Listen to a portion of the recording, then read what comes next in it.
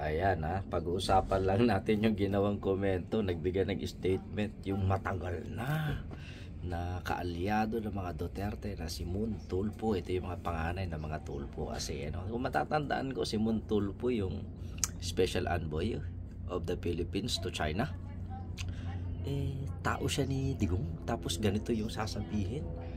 Ito na kung saan sinabi niyang tinawag niyong walang malasakit si Vice President Sara Itok Duterte dahil sa pag-alis nito sa Pilipinas sa kasagsagan ng bagyo habang binabaha yung mga kapwa natin mga Pilipino at nalulubog sa baha yung kalawakan o kaya parte ng Pilipinas. O ba, tignan mo nga naman talagang ang politika nga naman ay hindi permanente o walang permanente. Abay, kung titignan natin napakatibay na kaalyado ng mga Duterte ang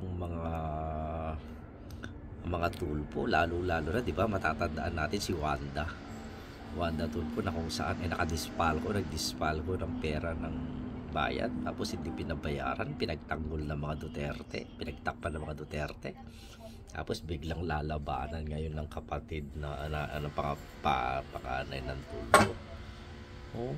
Ganun talaga ang buhay pero totoo nga naman talaga na mukhang walang malasakit yung Vice Presidente dahil sa pag-alis.